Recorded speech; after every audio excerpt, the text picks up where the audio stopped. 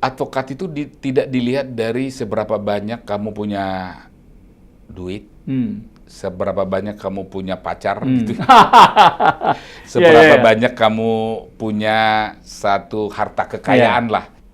Pertanyaannya sekarang, jika kewenangan-kewenangan itu tidak di check and balances, maka akan terjadi korupsi. Nah, itulah kita mengusulkan antara lain supaya upaya paksa, jadi upaya paksa itu penangkapan, penahanan, penyitaan, penggeledahan, penetapan tersangka, tunduk pada judicial scrutiny. Tunduk, dan itu harus pre-factum, tidak post-factum. Nah, itulah sebabnya satu kali saya menulis artikel dengan judul ini tragedi kemanusiaan, barang lebih berharga dari manusia. Kenapa kalau penggeledahan mencari barang itu harus ada izin pengadilan, menetapkan orang tersangka, menangkap dan menahan tidak perlu. Nah, itu dalam satu topik yang disebut judicial scrutiny. Penuntutan selalu bilang pro justisia, demi keadilan. Hakim lebih tinggi lagi, yaitu demi keadilan berdasarkan ketuhanan yang Maha Esa. Nah, pertanyaannya adalah keadilan apa yang mau kita nanti suguhkan gitu ya dengan undang-undang itu kan pertanyaan.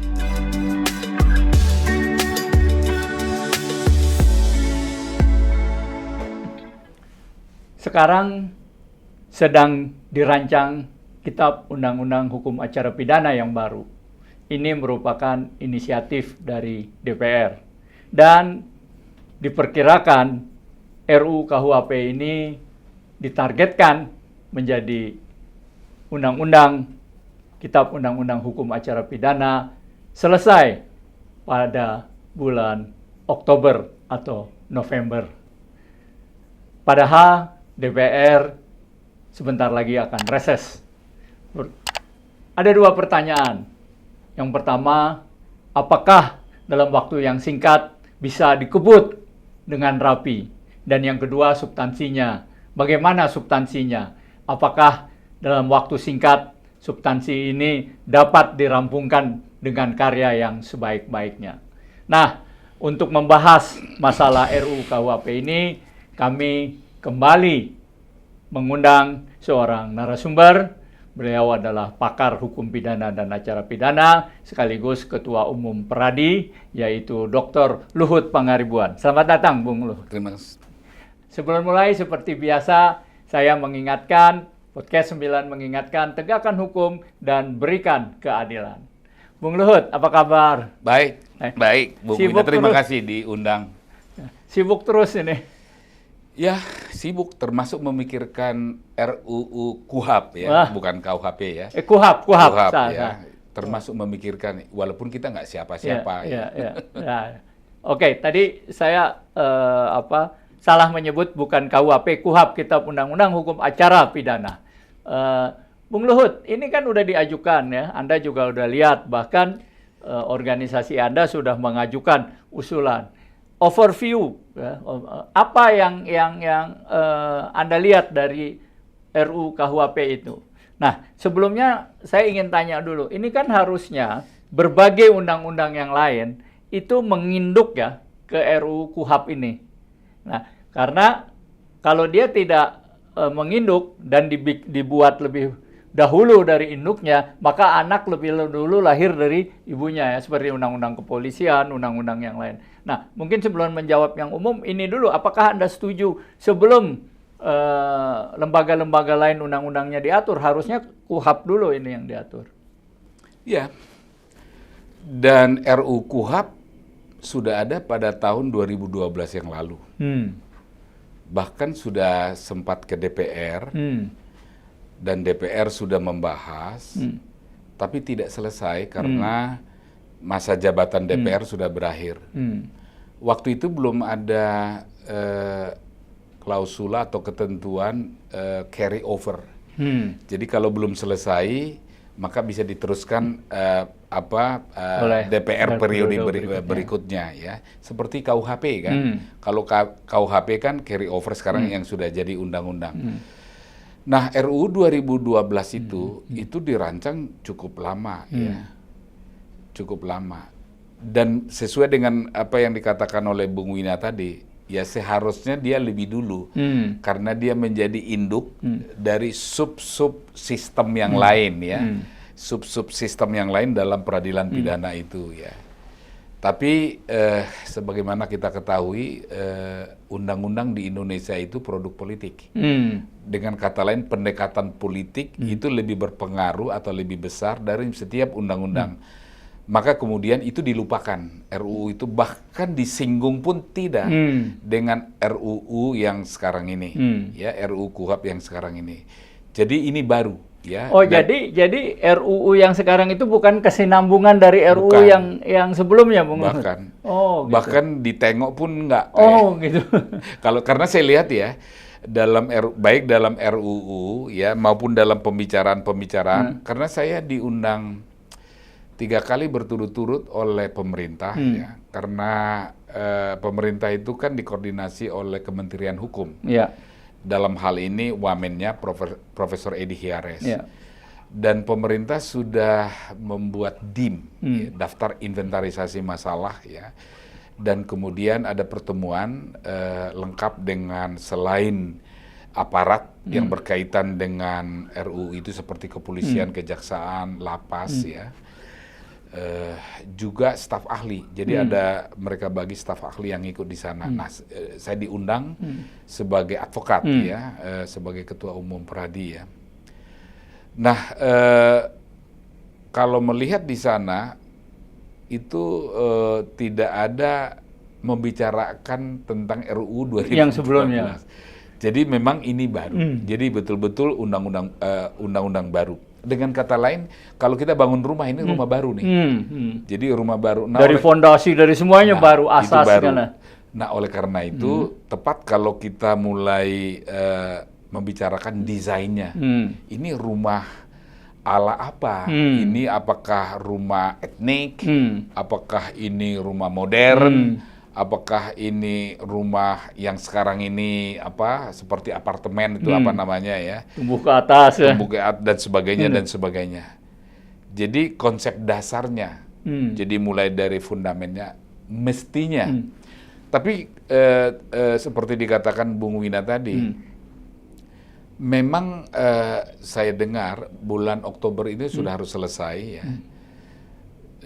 Dihubungkan juga dengan waktunya DPR ya. Tapi dan yang lebih penting lagi harus sudah ada bulan Januari 2026 pada saat berlakunya KUHP ya yang baru, karena jadi supaya ada paralel ya, undang-undang formil, hukum, ada materialnya pada saat masuk akal sih di sana. Tapi memang tinggal pertanyaannya dengan waktu yang singkat ini. DPR reses kan dulu. Dan DPR juga reses sekarang. Akankah kita akan mendapatkan rumah yang bagus ya, bangunan yang bagus?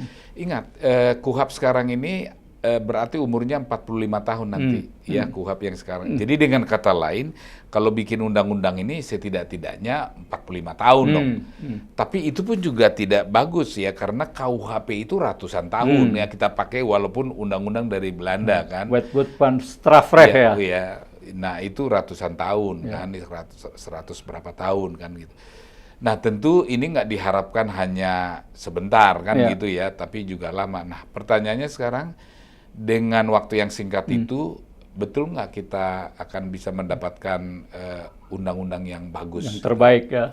Apalagi hukum acara pidana ini selalu saya katakan begini, ini berkaitan dengan yang mendasar dalam hidup manusia, tentang nyawa. Hukuman mati kan kita kenal, terlepas dari bagaimana pengaturannya di KUHP. Diatur di sini bagaimana hukuman itu dijatuhkan sampai dengan hukuman mati. Selain hukuman mati kan penjara, sampai dengan seumur hidup. Sampai kemudian juga yang berkaitan dengan harkat martabat ya, atau properti kan gitu. Ini kan semua hal yang penting dalam kehidupan manusia, makanya dia dekat dengan hak asasi manusia. Nah, kalau kita hanya bicarakan sekilas atau hanya berdasarkan komitmen sektoral kan gitu, apakah betul keadilan yang akan kita dapat? Padahal kan tindakan penyidikan selalu bilang pro justisia demi keadilan, penuntutan selalu bilang pro justisia demi keadilan, hakim lebih tinggi lagi, yaitu demi keadilan berdasarkan ketuhanan yang Maha Esa. Nah, pertanyaannya adalah, keadilan apa yang mau kita nanti suguhkan gitu ya dengan undang-undang itu kan pertanyaan. Ya. Jadi kalau itu memang benar ya. Nah, Bung Luhut, kan organisasi Anda Pradi sudah mengajukan usulan ya ke DPR ya untuk perubahan. Salah satu yang menarik perhatian itu namanya kok tidak diusulkan namanya Kitab Undang-Undang Hukum Acara Pidana, tapi Cita Keadilan ya. Nah, itu gimana tuh backgroundnya tuh? Ini terus terang aja terasa aneh. Bukan hanya untuk orang awam, tapi untuk kalangan hukum juga. Betul. Jadi saya katakan bahwa hukum acara pidana ini, ya, jadi RUU tentang hukum acara pidana judulnya, bukan tentang KUHAP, ya. Jadi judulnya tentang hukum acara pidana. Peradi, ya, dalam hal ini para advokat Indonesia, ya, itu peduli ya, karena advokat itu kan adanya adalah untuk bagaimana negara hukum, ya, bagaimana independency of the judiciary itu bisa bertahan. Nah, oleh karena kita sangat siap. Nah, waktu itu pemerintah memberikan kepada kita DIM, daftar inventarisasi masalah. Itu sudah ada ratusan, ya. Artinya bahan-bahan yang akan kita bicarakan. Nah, kita pelajari. Pada saat yang sama, setelah kita pelajari, nggak seluruhnya baik dalam arti memperbaiki.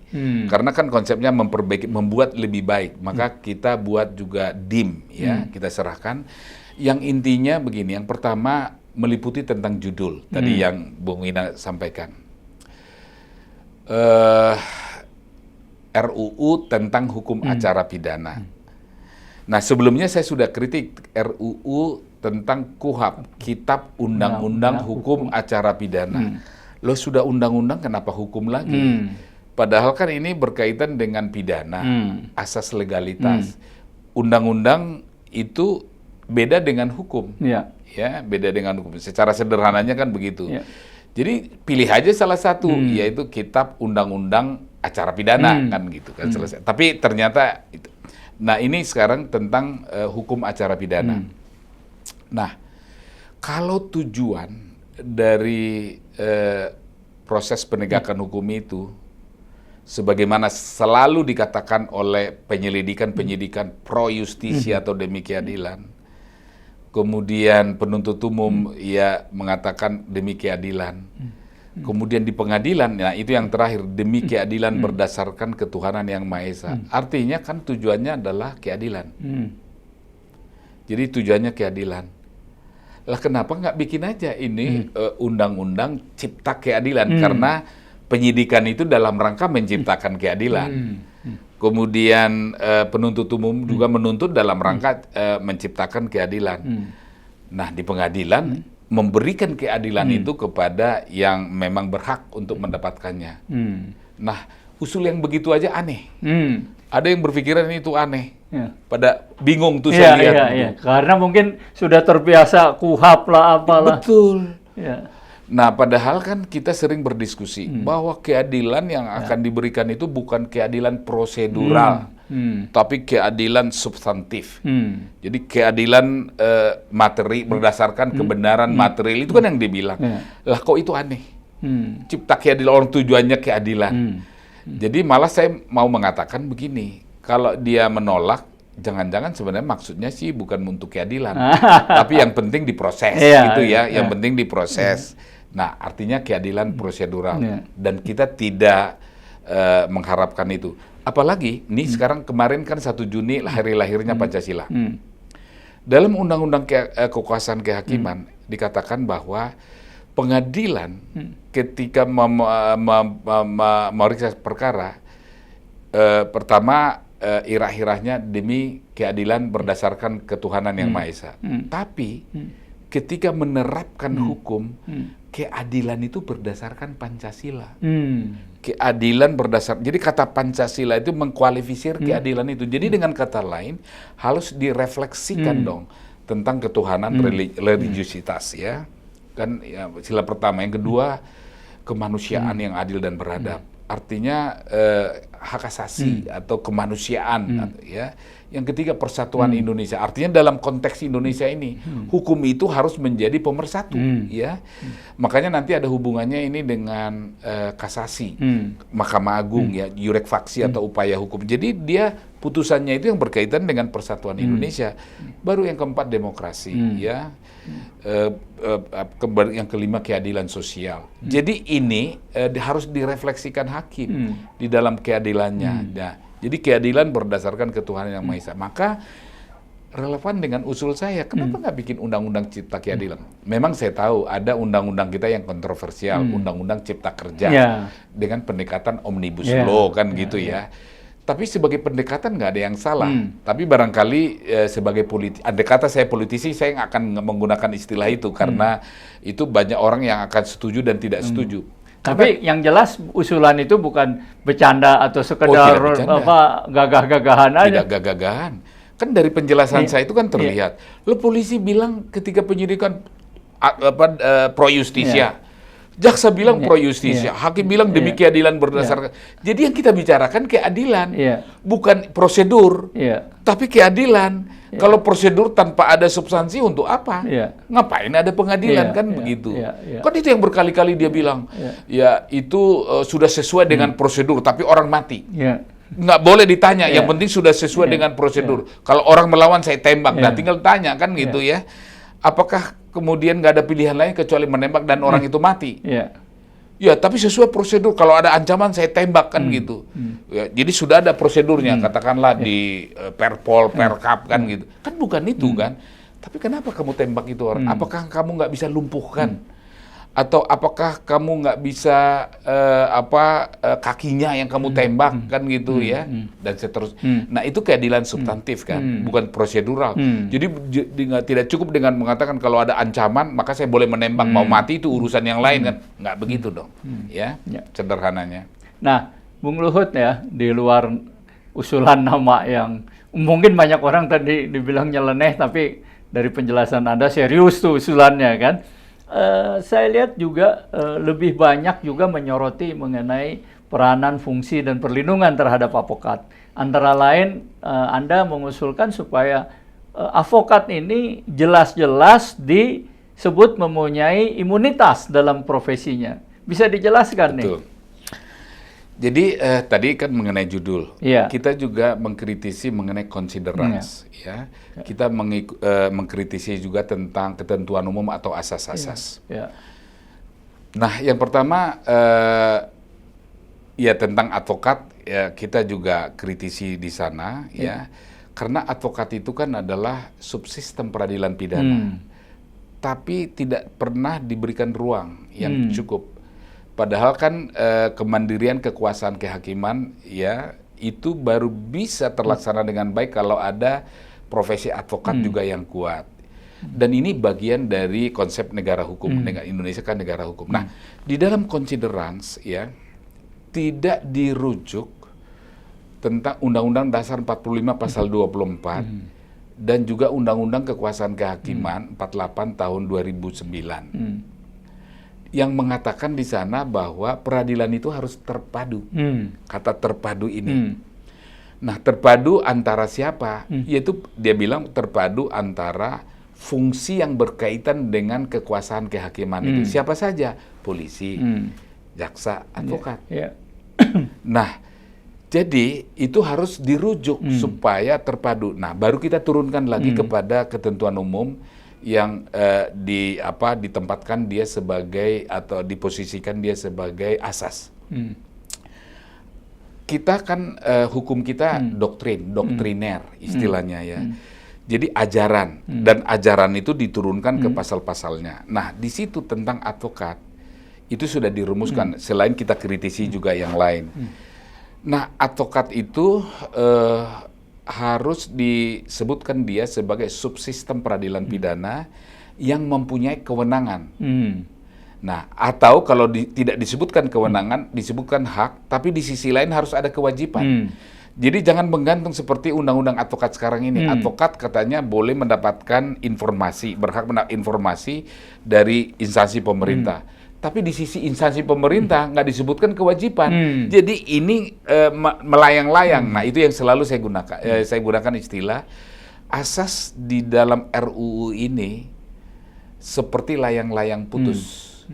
Jadi indah, ada, tapi tidak operasional di dalam pasal-pasal. Nah, itulah perlu kita kritisi. Jadi harus dinyatakan bahwa advokat itu adalah subsistem dalam peradilan pidana sebagaimana Undang-Undang Dasar 45 dan Undang-Undang kekuasaan kehakiman yang saya sebutkan itu tadi, dan dia mempunyai kewenangan setara dengan penegak hukum lain, jaksa penegak dan hukum yang polisi. lain. Setara itu maksudnya bukan berarti kalau dia punya penjara, punya senjata itu sama, enggak. Tapi di dalam fungsinya. Nah, fungsinya. Nah, dalam konteks ini maka di dalam pasal kami usulkan supaya advokat itu pertama diberikan hak untuk memberikan pendapat dalam closing BAP. Jadi tidak berita hanya acara pemeriksaan. Berita acara pemeriksaan. Jadi tidak hanya duduk diam kan gitu, disuruh tanda tangan kan gitu kan. Kalau tersangka kan disuruh tanda tangan juga. Jadi dan ini sesuai dengan perkembangan zaman yang ada di Eropa sana ya. Jadi nah, yang kedua yang kita usul, Bung Luhut tadi hak advokat untuk memberikan opini keterangan di BAP itu sesuai dengan perkembangan zaman di Eropa. Bisa dijelaskan sedikit gitu ya? Jadi kalau sekarang di Eropa ya, apakah itu di Belanda, apakah itu di Spanyol ya. Nah, yang pertama BAP itu hanya pertama berhenti di kejaksaan. Nah, BAP itu nanti dasar jaksa menyusun dakwaan yang dibawa di pengadilan. Jadi BAP nggak dibawa ke pengadilan, yang dibawa ke pengadilan adalah surat dakwaan.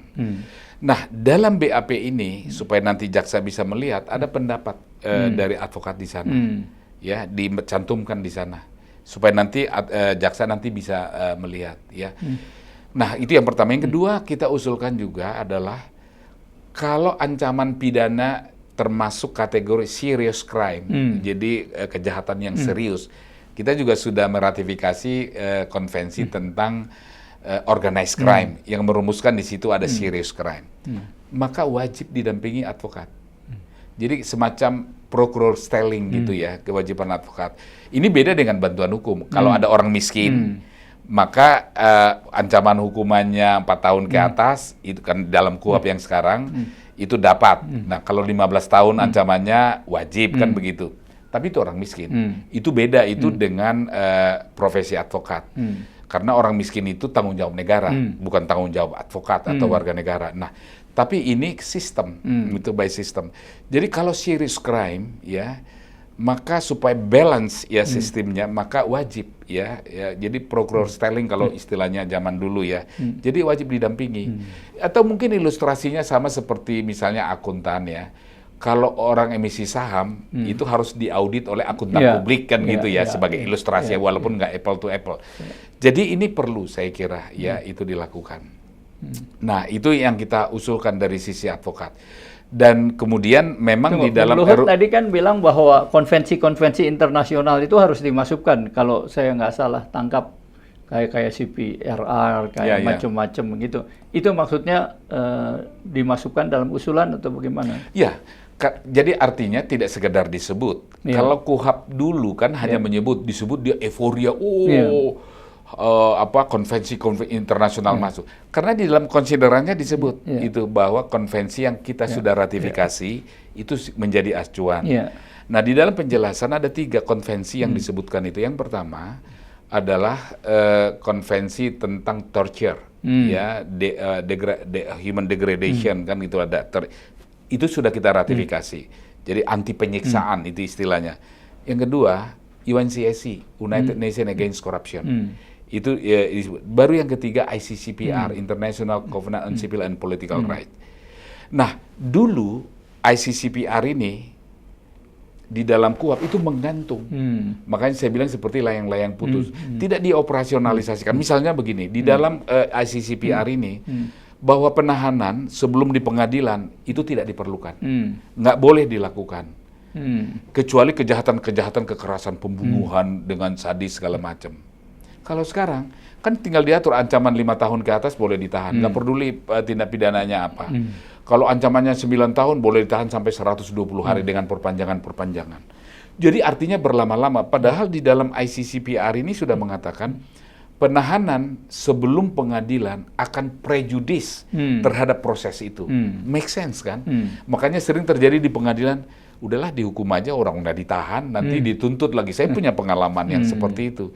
Jadi akhirnya demikian, karena sudah ditahan ya sudah dihukum aja kan begitu. Makanya jadi prejudis ya terhadap itu. Nah, jadi jangan lagi diulang lagi kalau itu ada perbaikan ya RUU yang sekarang ini. Jadi harus operasional. Jadi misalnya yang anti korupsi misalnya disebutkan. Bagaimana penerapannya? Saya simpel aja. Penerapan UNCIC United kan yang sudah menjadi Undang-Undang 2006 nomor 7 Undang-Undang nomor 7 tahun 2000. Teorinya kan adalah kekuasaan semakin besar dan semakin tidak akuntabel, maka akan korupsi secara absolut. Itu kan semua meyakini itu. Pertanyaannya sekarang, jika kewenangan-kewenangan itu tidak di check and balances, maka akan terjadi korupsi. Nah, itulah kita mengusulkan antara lain supaya upaya paksa, jadi upaya paksa itu penangkapan, penahanan, penyitaan, penggeledahan, penetapan tersangka, tunduk pada judicial scrutiny. Tunduk, dan itu harus pre-factum, tidak post-factum. Jadi misalnya polisi bilang, saya sudah 2 alat bukti yang sah dan meyakinkan untuk menetapkan si X jadi tersangka. Harus didisclose ke pengadilan. Hakim ya di pengadilan. Kalau di Amerika namanya magistrate atau justice of the peace ya, kalau di Inggris di Amerika. Jadi tidak diskresioner. Jadi itu mirip juga dengan penggeledahan, penyitaan. Dia kan harus izin pengadilan. Kan nggak bisa ujuk-ujuk kecuali tertangkap tangan. Oke lah, itu nanti kan akan diatur. Nah itulah sebabnya satu kali saya menulis artikel dengan judul ini tragedi kemanusiaan, barang lebih berharga dari manusia. Kenapa kalau penggeledahan mencari barang itu harus ada izin pengadilan, menetapkan orang tersangka, menangkap dan menahan tidak perlu. Nah itu dalam satu topik yang disebut judicial scrutiny. Apalagi tadi penahanan apa itu kan ada, sekarang aneh itu ada apa alasan subjektif dan objektif. Kalau subjektif ya itu yang di dalam, makanya diskresioner. Sehingga salah satu menjadi utamanya alasannya itu adalah saya khawatir. Dan kalau saya khawatir, Anda nggak boleh debat dong. Orang saya khawatir melarikan diri, mengulangi tindak pidana, mengulangi tindak pidana, menghilangkan barang bukti. Jadi sebenarnya intinya saya khawatir. Artinya diskresioner. Dan itulah kekuasaan yang absolut. Ini harus dipecah. Ini harus dibuat check and balancesnya. Harus tunduk pada judicial scrutiny. Fair kan itu ya. Karena kalau tidak, ya, jadi akan mudah saya nanti korupsi. Tinggal saya bilang aja, saya mau tahan Anda, ya. Karena saya khawatir Anda melarikan diri, maka Anda akan menyembah-nyembah dan menyodorkan duit. Nah, jadi kalau betul UNCIC mau dipakai di sini, maka harus didukung. Jadi upaya paksa seperti penangkapan, penetapan tersangka, penangkapan dan harus tunduk pada judicial scrutiny. Nah. Siapa yang akan berwenang? Nah itu jadi perdebatan pra peradilan kan. Karena sekarang ya ada pra peradilan. Dulu kan ada HPP yang 2012 Hakim Pemeriksaan Pendahuluan. Kalau mundur ke belakang namanya Hakim Komisaris kan gitu ya. Buat saya namanya apapun nggak ada masalah ya. Tapi diberikan wewenang kepada Hakim pra peradilan kalau tetap dipakai itu tentang kewenangan judicial scrutiny ini. Maka sebelum dia ditetapkan tersangka dengan adanya, kan syaratnya 2 alat bukti. Alat bukti sah dan meyakinkan atau tidak untuk menduga ya sebagai bukti permulaan bahwa dia adalah pelaku, dicek ya. Jadi jangan dengan ekspos perkara itu internal. Lah polisi itu kan satu. Ya walaupun atasannya beda kan gitu, tapi kan polisi satu, seragamnya sama. Tapi bukan itu reasoning hukum ya, legal reasoningnya. Jadi harus ada eksternal. Ya, nah makanya yang cocok di sini adalah judicial scrutiny yang diberikan kepada hakim. Gitu. Nah, tadi dalam konteks pertanyaan saya itu, Anda kan mengusulkan imunitas yang tinggi terhadap avokat. Yang sekarang kan gampang aja avokat kalau dia punya strategi, Anda menghalang-halangi penyidikan, ya, bisa dituduh. Ya. Nah, Jadi, kan nggak ada. Nah, ya, bagaimana? jadi, Apa latar belakangnya jadi terus kan gimana? imunitas itu boleh disebut hilir ya. Ya. Tapi hulunya itu kan adalah soal status kewenangan dari Ya. advokat ini Ya. atau tempatnya di Ya. dalam sistem peradilan yang terpadu itu. Ya. Jadi harus dimulai dari considerance, kemudian di dalam ketentuan umum bahwa ini adalah subsistem peradilan pidana. Lapas saja subsistem peradilan pidana, apalagi advokat. Dan ini kan sudah tua profesi ini kan, bahkan mungkin juga sama tuanya atau tidak lebih tua daripada polisi kan gitu. Coba misalnya Piagam Magna Carta 1215 kan gitu ya. Karena advokat kan kemudian akhirnya ada due process of law kan sekarang ini, nggak boleh semena-mena menangkap. Nah, jadi itu dipastikan dulu. Nah, yang kedua, kalau dia melakukan pembelaan, jangan sedikit-sedikit perintangan penyidikan, perintangan penyidikan, Obstruction of justice, katanya. Obstruction of justice. Nah, jadi kalau sudah jelas statusnya, mungkin itu tidak lagi boleh semena-mena obstruction of justice ini. Dan ini sudah menjadi milestone, ya, itu kasus Yap Thiam Hien. Ya, Yap Thiam Hien, yang saya baru launching bukunya dengan judul David and Goliath itu ya, ketika Pak Yap menghadapi sistem peradilan pidana belum terpadu. Jadi itu kriminalisasi itu sama, dan kemudian hakim sudah memberikan kaidah hukum bahwa dalam rangka membela itu ya ada imunitas ya dari advokat yang kemudian masuk di dalam undang-undang advokat, bahwa advokat tidak boleh dituntut karena dalam pembelaan perkara baik di dalam maupun di luar pengadilan yang didukung oleh Mahkamah Konstitusi. Cuma ini di tempat di asas, tidak dioperasionalisasi di pasal-pasalnya, sehingga saya katakan itu menggantung. Ya, jadi para penegak hukum kan tidak menerapkan asas, tapi menerapkan pasal. Nah, asas itu penting terhadap pembentuk undang-undang. Jadi asas itu harus diturunkan pada pasal-pasal. Nah, dalam konteks itulah. Jadi imunitas itu masuk di sana, tapi itu hilirnya. Tapi hulunya adalah siapa advokat. Ya, siapa advokat? Kan kesannya kalau dalam praktek advokat nggak diperlukan. Padahal sebenarnya semua juga polisi nanti jenderal jadi advokat. Jenderal apa jadi advokat. Jadi advokat. Jadi setelah dia menjadi advokat baru terasa, oh iya ternyata salah.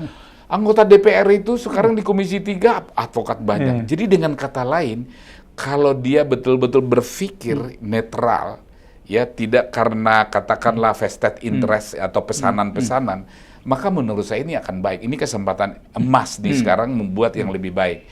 Ya mudah-mudahan kolega-kolega kita yang di DPR yang advokat itu banyak dan sarjana hukum melihat itu. Sebab sekarang dia berkuasa.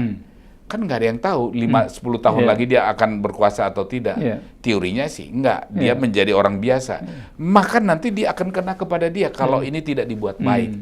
Nah, itu perlu diingatkan. Jadi sebenarnya tanpa kita bicara juga, itu sudah otomatis mestinya. Karena di sana orang-orang hebat, profesor, doktor yang ada di Komisi 3 itu kan hebat-hebat lah. Cuma ada yang mengatakan ya, saya lupa sih namanya, udahlah kami udah mengerti ini semua, A sampai Z itu saya mengerti, itu KUHP, saya mengerti hukum acara pidana. Jadi dengan kata lain dia menutup itu, masukan-masukan ya. Udahlah kamu ngomong-ngomong aja. Kalau itu yang terjadi dan itu yang dipraktekkan, maka ya kita akan mendapatkan hukum yang tidak lebih baik dari KUHP yang sekarang ini.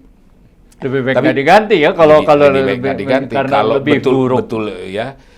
Saya nggak tahu siapa yang mengatakan itu, tapi ada dari Komisi 3. Tapi menurut saya itu menunjukkan bahwa kelihatannya dia tidak datang dengan yang sungguh-sungguh mau mendengar, kan gitu ya, menerima masukan. Ya tentu nanti akan disaring ya. Tapi masukan-masukan sekarang banyak loh. Itu saya mendengarkan koalisi masyarakat sipil ya, dan dari kampus-kampus itu banyak nih sekarang. Tinggal kan sekarang ruang yang tersedia ya. Tapi kalau dia bilang ruang sudah ada karena ini sudah diokupasi oleh subsistem peradilan yang lain, ya sudah kita terima nasib jadinya kan gitu. Apakah begitu? Sehingga kesimpulan saya ini, saya selalu mengutip Daud Yusuf yang bagus bukunya itu Anak Tiga Zaman. Kecenderungan sekarang ini adalah to have more daripada to be more. To have more itu artinya mendapatkan kewenangan yang lebih besar, bukan to be more, menciptakan keadilan-keadilan yang lebih baik. Karena memang juga sedih ya, kalau kita kan hukum ya, inovasi-inovasi ya dalam bentuk dengan penemuan hukum yang dirumuskan di dalam jurisprudensi hampir nggak pernah ada. Ketika kita bicara perbuatan melawan hukum, kita masih merujuk putusan Hoogstraat. Ya, pasti Wina fasih tentang putusan Hoogstraat ya Belanda tentang perbuatan melawan hukum. Sampai sekarang saya nggak lihat catatan kaki itu putusan-putusan Mahkamah Agung atau presiden-presiden yang dibuat aparat penegak hukum. Jadi artinya kita ini tidak inovatif, tidak kreatif, ya tidak kemudian mendorong. Nah itu to be more. Kalau ya itu yang terjadi namanya to be more. Jadi menjadi, bukan mempunyai, kan gitu ya. Beda ya, to have more daripada to be more. Kelihatan sih beda-beda tipis. Sama seperti dengan rule of law dengan rule by law kan. Kelihatan sama, tapi berbeda sekali. Nah, kita menghadapi dilema-dilema yang seperti itu sekarang. Gitu ya. Nah, Bung Luhut juga tadi Anda sudah jelaskan sepintas dan saya baca juga di usulan itu. Sebenarnya advokat tidak wajib memberikan bantuan hukum. Yang wajib memberikan bantuan hukum itu negara sebenarnya. Itu keliru, itu gimana betul. tuh, Bung Luhut? Iya, jadi itu keliru. Itu artinya dia nggak serius membaca. Bantuan hukum itu akses to justice sebenarnya. Jadi akses ke pengadilan. Nah, akses ke pengadilan itu adalah ketersediaan penasihat hukum. Nah, ketersediaan penasihat hukum itu kepada orang miskin dan buta hukum itu adalah kewajiban negara. Orang-orang yang miskin, terlantar dan seterusnya itu kan negara yang harus bertanggung jawab. Bukan advokat ya? Bukan, ini disatukan advokat dan bantuan hukum itu keliru. Jadi seolah-olah beban negara dibebankan kepada advokat. Walaupun sebenarnya itu sudah dikoreksi Undang-Undang Bantuan Hukum sekarang ini. Di mana melalui Undang-Undang Bantuan Hukum itu sudah ada APBN yang dialokasikan untuk menolong orang miskin itu yang dikoordinasikan oleh BPHN. Jadi harus itu tersendiri. Nah, itu kita usulkan itu tepatnya di bab tersangka dan terdakwa yang miskin. Dia berhak untuk dapat bantuan hukum dan dipelihara oleh negara yang dananya melalui BPHN itu. Jangan kepada advokat. Jadi advokat ini kalau dirumuskan itu hak, harus di sisi lain ada kewajiban supaya jalan. Kalau sekarang kan undang-undang advokat berhak mendapatkan informasi dari siapapun. Full stop. Yang lain itu merasa saya kan nggak ada kewajiban, ngapain saya memberikan kan gitu. Jadi berhak, kan hak dan kewajiban itu harus sama. Yang diterjemahkan kalau kekuasaan publik kewenangan. Kalau kamu tidak laksanakan, kamu kena sanksi kan begitu. Oh gitu ya. Jadi sekarang kan seakan-akan nih, wah advokat Anda harus ngasih bantuan hukum gratis, pro bono, bukan negara gitu loh. Kalau Anda nggak mau gratis, Anda melanggar undang-undang. Pemaksaan seperti itu di negara komunis saja nggak ada. Gitu ya. Iya dong. Masa saya yang katakanlah saya dalam 6 bulan terakhir aja belum ada klien, disuruh saya memberikan bantuan hukum. Gimana? Kan nggak masuk akal. Iya. Kalau saya pergi ke pengadilan, kantor polisi, saya kan perlu ongkos. Siapa yang bayar ongkos saya kan begitu. Nah, karena dia ada orang miskin kan, diperlukan. Maka negara yang harus hadir. Jadi harus dipisahkan kan gitu. Nah, ini menunjukkan bahwa perancangan ini memang nggak sungguh-sungguh melihat atau membaca dokumen-dokumen penelitian yang sudah di mana-mana itu. Nah, dia mix up dengan pro bono. Pro bono. Memang advokat di dalam kode etiknya ada kewajiban moral untuk pro bono, menolong orang. Ya, kesediaan untuk menolong orang. Menolong orang itu tidak berarti bantuan hukum. Ya, itu beda. Dua hal berbeda. Dua hal yang berbeda. Dan ini di dalam kode etik namanya pro bono. Pro bono itu adalah yang idealisasi, itu profesi, sehingga kemudian bisa disebut officium nobile. Dia rela berkorban untuk orang gitu ya. Tapi nggak boleh dipaksa untuk berkorban untuk orang lain. Kalau konsep ini dipaksa untuk berkorban untuk orang lain, itu namanya pemaksaan. Komunis saja nggak begitu kan, itu saya kira ya.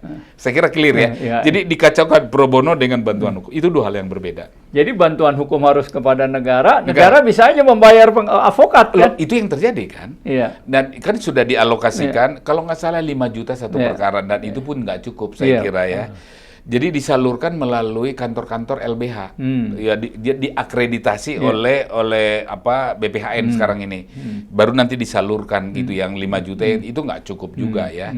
Ya. Makanya tersendiri itu dibicarakan di sana. Memang ada yang mengkritik begini. lo gimana dong kalau kampus kan gitu ya, nanti kan akan memberikan bantuan hukum padahal dia bukan advokat. Nah itu saya kira itu bukan isu kan, itu kan bukan isu. Karena kalau advokat itu kan suatu kualifikasi bahwa Anda profesional, artinya Anda memenuhi syarat-syarat ya. Jadi kan sekarang ini advokat itu kan sarjana hukum atau pendidikan tinggi hukum, kemudian PKPA, ujian, kemudian magang 2 tahun. Jadi kalau lihat prasyarat ini dilakukan secara konsisten, sebenarnya advokat itu mestinya qualified, profi kan istilahnya. Ya, walaupun ada yang mengkritik saya lihat karena dia nggak paham. Untuk menjadi advokat itu lebih gampang untuk menjadi penyidik dan menjadi jaksa. Saya kira salah. Salah. Kalau dia dari konsepnya, coba sekarang. Kan setelah lulus sarjana, kemudian mengikuti PKPA. Itu programnya itu sudah ada. Kurikulumnya sudah ada. Pendidikan khusus profesi avokat. Pendidikan khusus profesi. Setelah itu UPA, ujian profesi advokat. Dan magang 2 tahun berturut-turut ya pada senior. Ya, kan itu juga yang dilakukan untuk jadi calon hakim kan gitu ya. Juga saya kira jaksa juga begitu ya. Jadi saya kira nggak ada yang lebih kurang kan gitu. Tapi ada yang mengatakan, oh lebih gampang untuk menjadi advokat. Mungkin yang dibicarakan adalah ada organisasi tertentu yang gampang untuk memberikan orang menjadi advokat. Ada tuh ya, Bung Luhut. Ada yang bilang begitu. Bahkan ada yang bergurau begini. Ada satu organisasi advokat yang ujian 10 yang lulus 12 orang katanya kan gitu. Karena yang datang itu pejabat. Saya dikasih advokat. Saya pernah dengar kan itu. Ada jenderal, nggak saya sebutkan lah polisi atau tentara. Nah, karena dia udah pensiun, ada temannya lagi berperkara di tipikor waktu itu. Tolong dong saya dikasih kartu kan gitu. Dikasih oleh organisasi tertentu dia kartu. Nah, itu kasus. Kalau istilah mereka itu oknum kan begitu. Jadi jangan digeneralisasi kan gitu. Memang 50 organisasi advokat sekarang, itulah sebabnya Peradi yang saya pimpin datang dengan konsep standar profesi yang tunggal, lebih konkretnya lagi Dewan Kehormatan Pusat yang satu, supaya putusannya kalau ada yang melanggar itu berlaku untuk semua organisasi. Ini terus saya kayak di pers ya, mulai banyak organisasinya tapi keputusan Dewan Pers harus diikutin. Betul. Jadi nggak salah kita sama tetangga kita berguru kan gitu, Dewan Pers sudah ada. Itu betul. Standar profesinya di Dewan Pers kan gitu. Sama. Karena masing-masing itu sudah punya Dewan Kehormatan Pusat. Betul. Tapi ya udahlah, saya masih belum terwujud ya. Tapi saya terus nggak lelah terus untuk menyuarakan itu. Jadi dengan kata lain itu ada organisasi yang begitu, tapi jangan digeneralisasi. Nah, Bung Luhut nih masih soal avokat juga ya. Kan kalau apakah sekarang ini kalau dilihat karena peraturannya atau operasionalnya, ketentuan operasional yang kurang terhadap avokat, sehingga avokat ini kesannya bukan adu argumentasi yuridis bisa dia menang, tapi lebih kepada ya kasarnya calo aja. Tak heran lah bisa avokat kalau dulu ngasihnya cuman berapa ratus juta, sekarang 60 miliar gitu ya, luar biasa gitu. Sehingga dan juga banyak kita dengar ada keluhan dari klien kan, uang gua diambil ini, tapi pelayanannya kurang, bahkan ada penggelapan oleh avokat. Ini bagaimana nih? Apa yang sebenarnya terjadi? Itulah sebabnya ya saya sangat gembira ketika perancang RUU Hukum Acara Pidana ini yang kita sebut dengan KUHP ini akan memperhatikan konvensi internasional yang sudah diratifikasi, antara lain UNCAC, United Nations Against Corruption, yang sudah menjadi Undang-Undang Nomor 7 Tahun 2006. Tinggal kan pertanyaannya sekarang, bagaimana mengartikulasikan, mengimplementasikan di dalam pasal-pasal, ya di dalam pasal-pasal hukum acara pidana ini. Nggak ada yang menjawab, tapi kita sudah menjawab. Mudah-mudahan didengarkan itu pertanyaannya, yaitu kekuasaan yang absolut, korupsi absolut. Kalau misalnya penyidik lebih banyak diskresi untuk menetapkan yang berkaitan dengan upaya paksa, maka semakin besar kemungkinannya dia korupsi. Sehingga apa solusinya? Check and balances, yaitu upaya paksa tunduk pada judicial scrutiny. Jadi misalnya di dalam ketentuan umum didefinisikan tentang penyidikan. Penyidikan adalah serangkaian tindakan penyidik mengumpulkan bukti, membuat semakin terang tentang tindak pidana guna menemukan tersangkanya. ini frasa guna menemukan tersangkanya ini bisa trap nih. Bisa trap nih. Seolah-olah penyidikan itu harus ada tersangka. Salah. Oleh karena itu kita itu supaya dirubah, ya supaya dirubah. Karena setelah jadi tersangka tinggal pasalnya. Makanya kan banyak bicara itu Profesor Mahmud diperdagangkan pasalnya. Diambil aja pasal yang ancaman hukumannya boleh ditahan. Maka kamu akan saya tahan kan gitu, korupsi kan. Nah, kalau diterima konsep yang kita usulkan bahwa ini saya sudah 2 alat bukti untuk dasar menetapkan tersangka, tapi harus dicek and balances di pengadilan dan diberikan kesempatan tersangka itu bicara itu di sana. Nah itu baru benar, benar dalam arti anti korupsi, benar-benar UNCAC itu diterapkan. Ini jangan cuma dicantumkan, karena KUHAP dulu euforia karena cuma dicantumkan, cuma 5 tahun udah tidak lagi bilang dia masterpiece. Nah ini juga akan sama. Bukan lagi karya agung, bukan itu kan dibilang karya agung. Karena HAM-nya kan disebut ICCPR, tapi nggak jalan. Misalnya pra-peradilan maksudnya habeas corpus. Itu tidak dilaksanakan begitu, cuma administratif doang kan gitu, dan post factum, jadi nggak jalan. Nah, apakah kita mau mengulangi hal yang serupa? Jadi janji kan bahwa akan digunakan ICCPR, anti penyiksaan, ya, kemudian dengan UNCIC ini, maka dicek di dalam pasalnya apakah sudah dilaksanakan atau tidak. Menurut saya belum. Itulah sebabnya langsung kita buat DIM, dan DIM-nya ini nanti akan berkembang yang kita buat itu. Ya, karena kan masih ada waktu, mudah-mudahan masih ada cukup telinga yang mau mendengar, masih cukup pikiran yang mau berdiskusi, dan cukup ada hati nurani kan yang kemudian mau menerimanya. Ya, kita berharap itu. Nah, kalau usulan-usulan Anda itu, Bung Luhut, diterima, kira-kira kehidupan advokat akan berubah apa enggak? Kehidupan advokat akan berubah. Yaitu advokat itu tidak dilihat dari seberapa banyak kamu punya duit, seberapa banyak kamu punya pacar, gitu. Seberapa banyak kamu punya satu harta kekayaan lah, sehingga tidak misalnya tanya siapa kita lebih kaya kan gitu ya. Jadi nggak begitu. Norak banget ya. Artinya, tapi advokat itu yang disebut officium nobile itu. Artinya dia semakin tinggi kesediaannya untuk berkorban untuk orang lain, bukan gimmick gitu ya, bukan untuk konten kan gitu ya. Tapi betul-betul menolong orang. Makanya ada istilah officium nobile itu dalam konteks yang begitu. Jadi kita profesi berharap yang terhormat ya. Terhormat. Tidak sekedar terhormat, mulia. Mulia. Karena dia rela berkorban untuk orang lain. Seperti Pak Yapi itu manusia nobile. Dia dipenjara karena dia mengatakan, polisi jaksa itu memeras. Kan itu kan dia omongannya dia kan. Itu memeras. Akhirnya dia masuk penjara. Dan ternyata betul. Ya, pertama apa yang disampaikan itu adalah masih dalam proporsionalitas pembelaan, dan itu imun dia terhadap itu. Karena memang ternyata ada pemerasan, menggunakan kekuasaan dalam kasus yang lagi dibelanya kan gitu. Nah itulah sebabnya kata-kata Yapi itu selalu mengatakan begini, kalau Anda ingin mau menang perkara, jangan datang ke saya. Jadi kalau ada advokat yang bilang saya bisa memenangkan kamu, itu udah pasti mafia, Pak. Karena dan tidak boleh ya, itu dalam kode etik avokat. Dan kemudian makanya nggak boleh. Tapi kan kenyataannya itu kan ada. Sebab dia bukan memutuskan kok dia bisa bilang memenangkan kan gitu. Akhirnya kan dia jadi beli kan gitu kan. Tapi kalau Anda memperjuangkan kebenaran, sampai masuk penjara pun saya akan lakukan. Dan itu yang terjadi.